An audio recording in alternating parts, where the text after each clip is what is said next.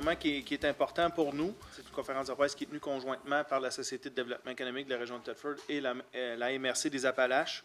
On vous met déjà un petit peu dans le ton avec ce que vous voyez à l'écran. Donc, on est là, entre autres, pour faire le point sur l'aide que nous avons reçue depuis la décision du gouvernement provincial de mettre fin à l'industrie de l'amiante.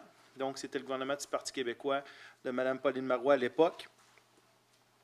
En fait, le point est facile à faire parce que l'aide n'a pas été obtenue pour notre région. On a reçu de l'aide du gouvernement fédéral, un fonds de 50 millions que nous partageons avec la région d'Asbestos. Mais du côté provincial, il y a eu un fonds de 50 millions qui a été mis uniquement pour la région d'Asbestos. Maintenant, je pense que c'est important de revenir sur le pourquoi on est là, entre autres. C'est que lors de la dernière campagne électorale en 2014, on a vu la visite du premier ministre Couillard et vous envoyez un extrait de la citation devant 400 militants au Club Aramis, au défunt Club Aramis, où est-ce que le premier ministre en devenir avait déclaré à l'époque « La région traverse une période difficile, nous allons vous soutenir, nous allons être avec vous. C'est tout le Québec qui va faire passer la région à la prochaine époque. C'est notre responsabilité. Non seulement vous le méritez, vous y avez droit. » Donc, évidemment, ça avait eu un succès bœuf à ce moment-là. Toutefois, on attend la suite de cette déclaration-là. On a tenté quand même plusieurs approches. On n'est pas ici de gaieté de cœur parce que tout d'un coup, on décide de faire une sortie comme celle-là. On a tenté par différents moyens de se faire écouter, de défendre notre point de vue pour pouvoir obtenir une aide particulière pour notre région, suite, on le rappelle, à une décision volontaire du gouvernement du Québec de mettre fin à l'industrie primaire qui nous a fait vivre pendant pratiquement 150 ans et pour lequel le gouvernement du Québec, par les charges salariales sur les milliers de travailleurs qu'il y a eu ici, en ont abondamment bénéficié. Donc, ce que le premier ministre en devenir avait dit à ce moment-là, c'est qu'il devait y avoir une approche spécifique pour Thetford Mines et s'était dit ouvert à explorer toutes les possibilités. Donc, nous, on en a des options qui pourraient être intéressantes. Il y a différentes choses qu'on peut travailler qui peuvent prendre du temps, mais il reste qu'on a des choses sur lesquelles je vais revenir après la présentation de notre préfet qui peuvent, à très court terme, au moins nous aider à avancer. Et puis, on pourra travailler plus sur du long terme par la suite. Donc, j'inviterai M. Paul Vachon, le préfet de la MRC des Appalaches, à vous adresser quelques mots. Merci, M. Beauceau. Bonjour tout le monde. Je vais vous faire un brin d'histoire. Ça a été pendant longtemps ma profession, alors on va revenir un petit peu dans le passé. Vous savez, ici dans la région, c'est pendant plus de 100 ans qu'on a exploité l'amiante. Les mines d'amiante ont rapporté gros au Québec. Ils ont rapporté gros à la région, on avait les meilleurs salaires, mais ils ont rapporté gros au Québec. Pensez juste aux déductions fiscales des travailleurs. Il y avait 5 000 travailleurs qui travaillaient dans la région. 5 000 personnes au niveau des emplois directs. Alors, imaginez-vous avec les emplois indirects, tout ça. Alors, lorsqu'on met fin à une industrie, même si elle était sur son déclin, c'est évident que les conséquences vont être énormes. Et c'est ce qui s'est passé. En 2012, le gouvernement Marois a annoncé la fin de l'amiante. Ils ne sont pas venus l'annoncer en région, là. Et tout de suite après, il y a eu une table interministérielle qui a été mise sur place avec la ministre de l'époque, Hélène Zakaïb. En 2013, on a écrit à Mme Marois pour avoir une rencontre avec elle. On n'a jamais eu de rencontre. Puis, on lui annonçait, dans un communiqué qui date du 28 août 2013, que la table interministérielle n'avait absolument rien donné. Ça avait été seulement que des paroles, mais il n'y a aucun projet, absolument rien, qui avait abouti à partir de l'annonce. Et on a constaté, malheureusement, que la région avait été abandonnée. Rien n'avait été fait. En 2014, on est en campagne électorale. Je reprends la citation que le maire de Thetford vient de vous lire, parce que ça vaut la peine, je pense, de la répéter. Alors, la région traverse une période difficile. Nous allons vous soutenir. Nous allons être avec vous. C'est tout le Québec qui va faire passer la région à la prochaine époque. C'est notre responsabilité. Non seulement vous le méritez, vous y avez droit. C'est une citation de Philippe Couillard en campagne électorale. Après la campagne qui a eu lieu, la rencontre avec les militants, au club Aramis, il y a eu un rassemblement et le premier ministre a ajouté, et je tire la citation du courrier de Frontenac du 3 avril 2014, « C'est le Québec qui a décidé de développer collectivement l'amiante. Alors c'est le Québec qui aidera collectivement Thetford à aller vers l'avenir. » On a eu une table interministérielle faite par le gouvernement Couillard qui n'a absolument rien donné.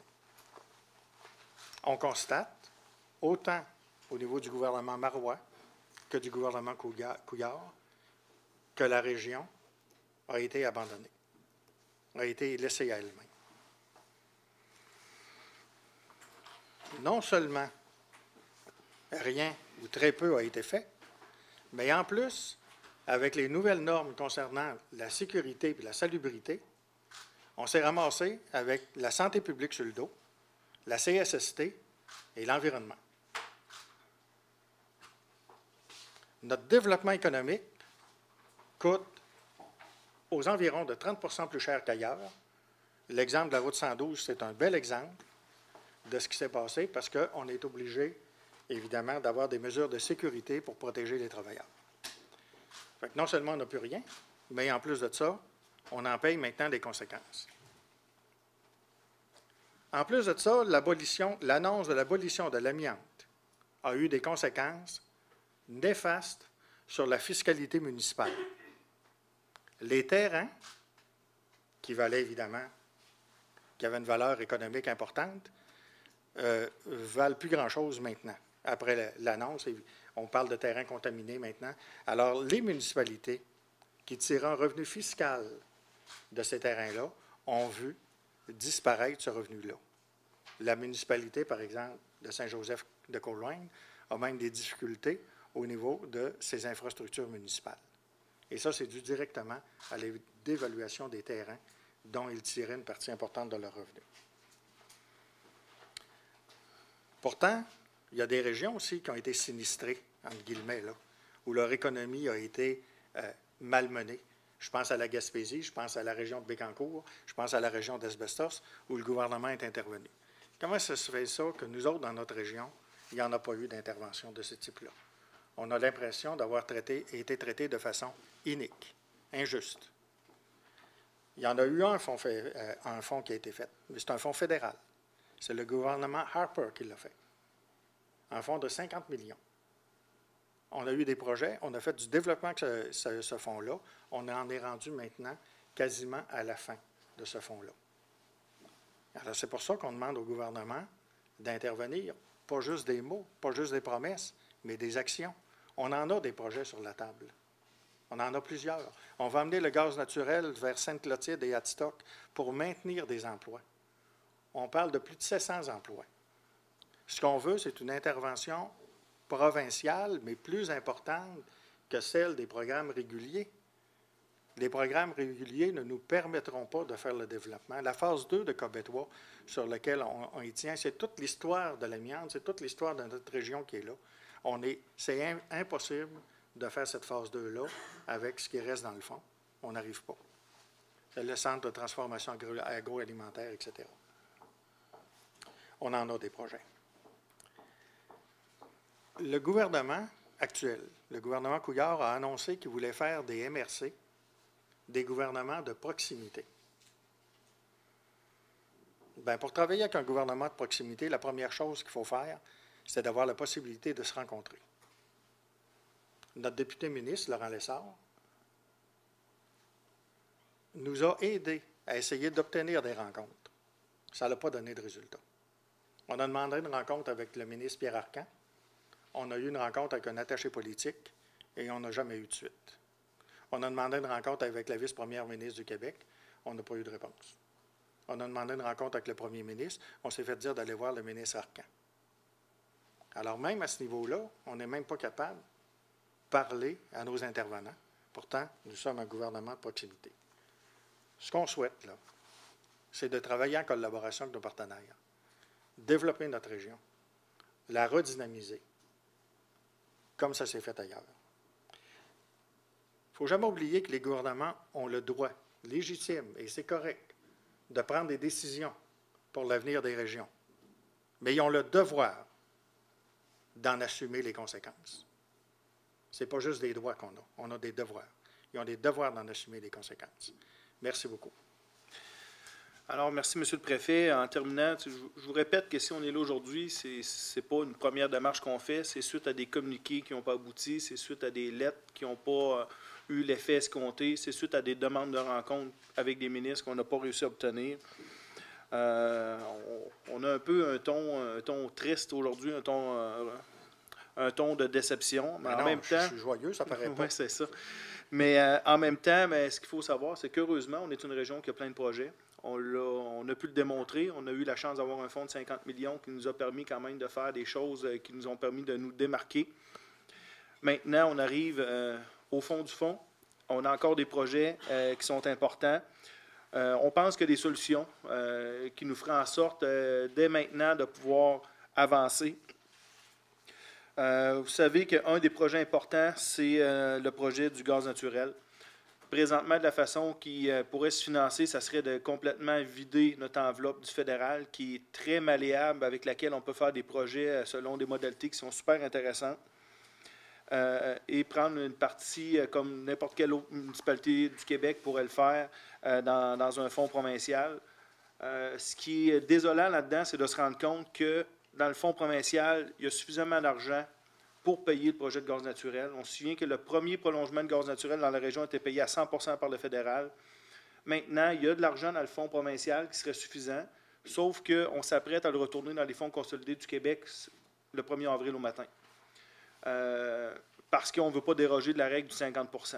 Quand le premier ministre nous dit qu'on est prêt à explorer toutes les possibilités, on pense qu'il faut être créatif. L'argent, elle est là, elle est disponible. On s'apprête à la retourner dans les fonds consolidés du Québec. Présentement, on ne veut pas déroger d'une date limite du 31 mars. C'est pour ça qu'aujourd'hui, on vous dit que c'est urgent puis qu'on fait une action qui est un peu plus marquante aujourd'hui. Je pense que de parler d'une date du 31 mars, c'est à la portée d'un Conseil des ministres. Je pense que lorsque l'argent est disponible puis il nous reste à changer les modalités pour pouvoir l'appliquer de façon différente pour aider un milieu qui n'a pas reçu d'aide suite à une décision du gouvernement provincial, on pense que c'est parfaitement raisonnable de le demander. On nous dit qu'on n'a pas demandé dans d'autres programmes parce qu'il existe d'autres programmes que peut-être notre projet de centre Damien King pourrait être admissible. Oui, ça demande quand même 33% de mise de fonds du milieu.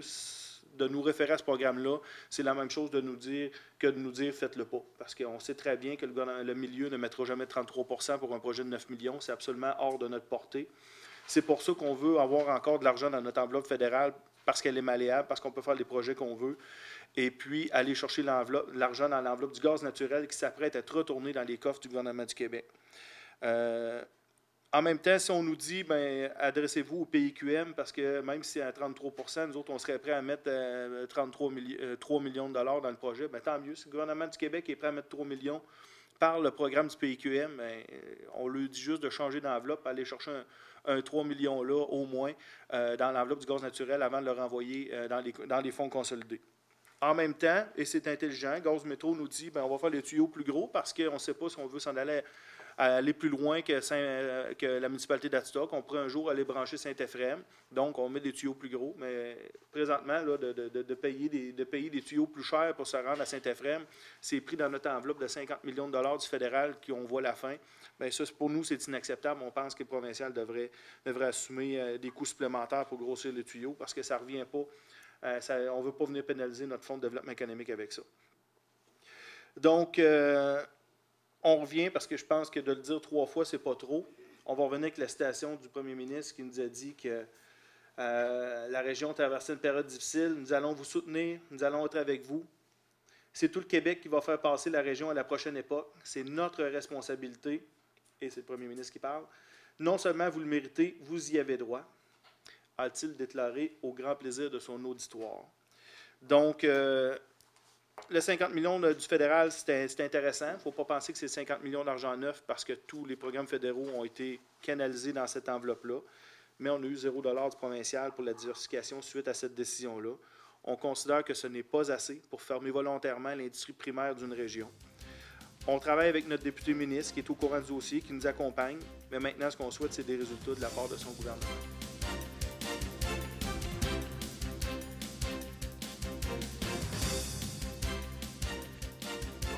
Bonjour tout le monde. Ça fait plaisir de souhaiter la bienvenue aux journalistes, aux invités. Et puis, comme Mario vous l'a dit, on va vous garder sur le qui-vive avec nos travailleuses de milieu. Monsieur Grégoire va vous faire une belle présentation tantôt. Nous, du Conseil des aînés, on est là pour les supporter. Nos travailleurs, nos bénévoles à l'intérieur du conseil d'administration, comme M. Grégoire, ont trouvé ces projets-là qui viennent aider la clientèle plus démunie de la région. Fidèle à sa mission de travailler au mieux-être des aînés de notre région, le Conseil des aînés et des retraités de la MRC des Appalaches est heureux d'informer la population de l'arrivée d'une deuxième travailleuse de milieu auprès des aînés.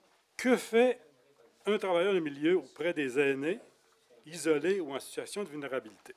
Alors, une travailleuse de milieu ou un travailleur de milieu auprès des aînés, c'est un service de proximité,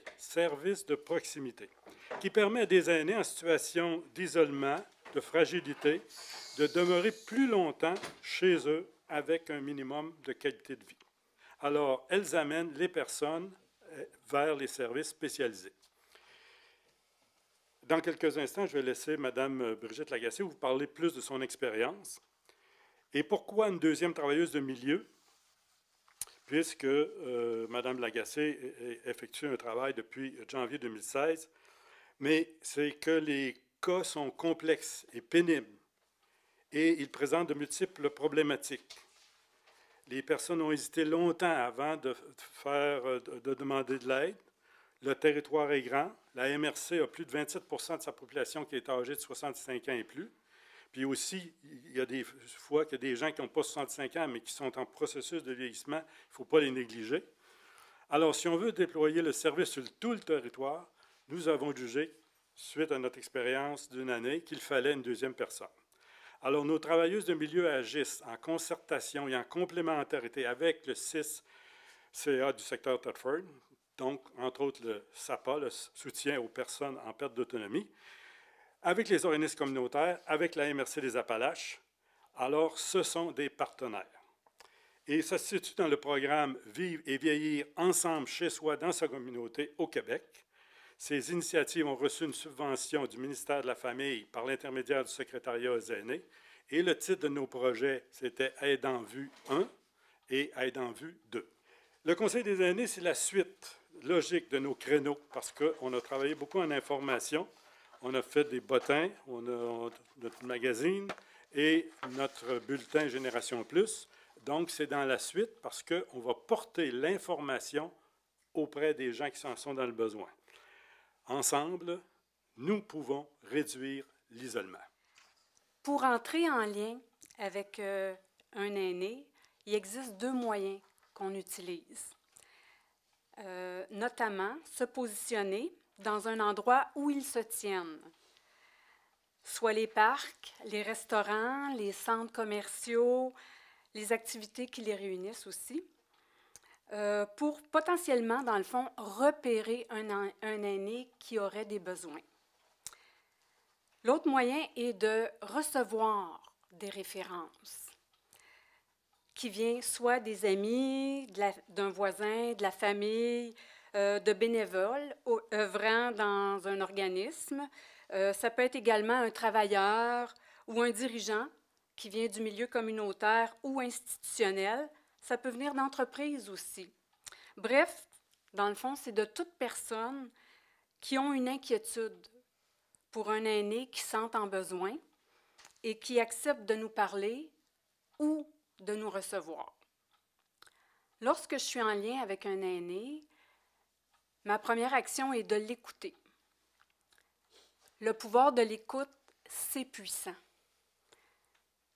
Il favorise d'abord de créer le lien de confiance. Ça, c'est très important parce que sans lien de confiance, le travail est beaucoup plus périlleux, puis on ne va pas aussi loin qu'on pourrait aller quand il y a un lien de confiance. Une fois que l'étape est franchie, là, on identifie dans le fond où on décode les besoins. Souvent, on en dénombre plusieurs. Là, après ça, on les aide à faire des choix, parce que quand il y en a plusieurs, il faut vraiment, à ce moment-là, qu'on puisse prioriser. parce qu'on ne peut pas tous les mener de front. Et à ce moment-là, on va leur parler des ressources qui peuvent répondre à ces besoins-là. À ce moment-là, on les informe vraiment bien de tout ce qui est, et ça fait suite à ce que M. Grégoire disait, on les informe vraiment bien de tous les services de la ressource. On peut même braver leurs préjugés parce que souvent, ils en ont. Souvent, ils ne veulent pas aussi utiliser le service. Et là, on va les motiver à utiliser le service le plus possible. Et on va aller même plus loin que ça. On peut les assister dans leur démarche, dans le fond. L'aîné demeure toujours maître de sa décision. Ça, c'est très important pour nous. Et on favorise même le maintien de leur pouvoir d'agir. Ça, c'est très important.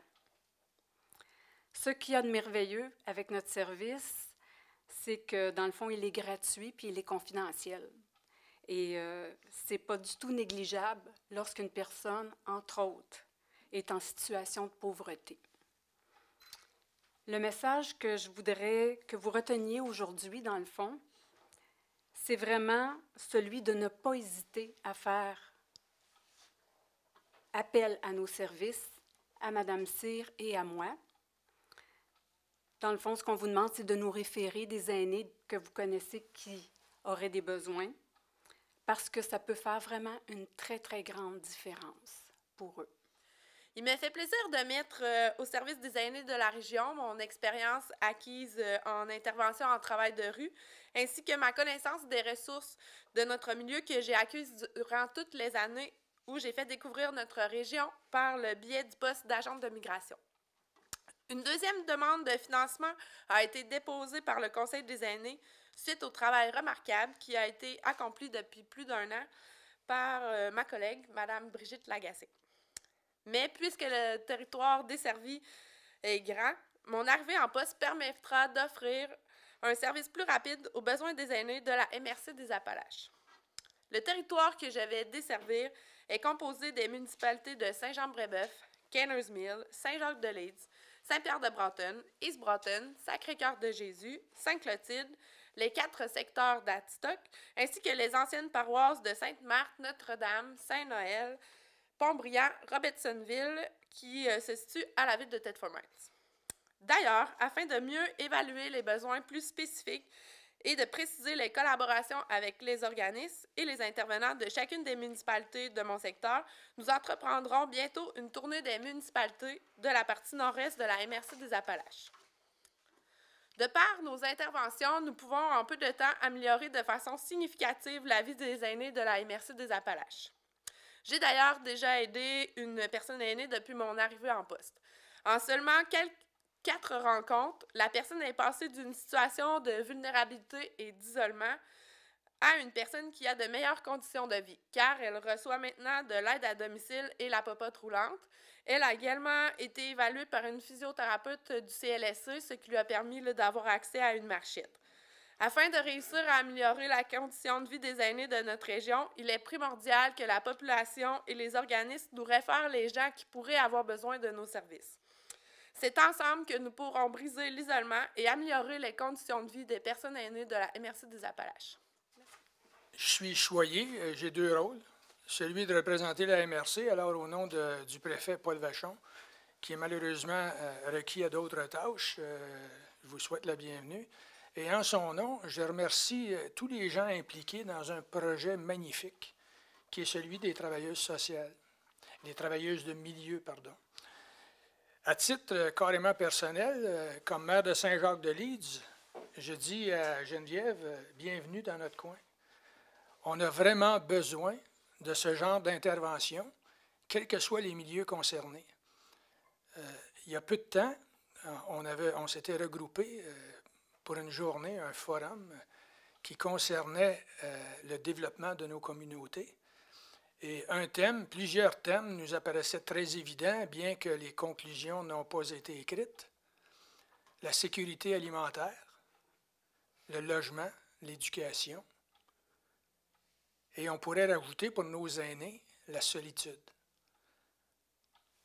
on y fait peu de cas, mais c'est drôlement important. Et ce genre d'intervention ponctuelle où on va s'acharner à aller chercher les gens orgueilleux, fiers, qui n'osent pas exprimer leur solitude, exprimer leur côté désemparé. Écoutez, je ne peux qu'inviter ce travail et espérer qu'on va largement supporter ce genre d'intervention. Alors, encore une fois, au nom de la MRC, au nom du secteur Nord, bienvenue. Et croyez-nous, on va faire tout en notre pouvoir pour vous supporter dans vos actions. Merci. Quelle bonne idée de pouvoir aller chercher, d'aller pouvoir sensibiliser les personnes âgées directement dans leur milieu. Depuis les dernières années, on les incitait à aller côtoyer des organismes et tout ça. On a décidé de faire la formule inverse, puis je pense que ça connaît son effet, hein? Ça connaît son effet positif. Si M. Lessard était ici aujourd'hui, il serait content pour deux choses.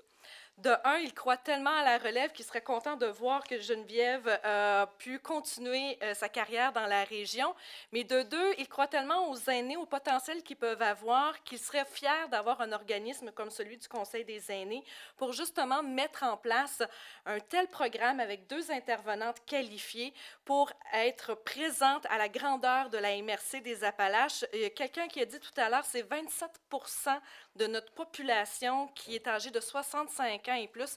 Bien, ça, c'est beaucoup. C'est plus du quart de la population au total. Donc, ça mérite justement un intérêt, un arrêt pour qu'on puisse se concentrer sur les besoins et sortir de l'isolement, surtout les personnes âgées. Alors, bienvenue Geneviève et bonne continuité à Mme Lagacé. Au nom du député ministre Laurent Lessard, félicitations.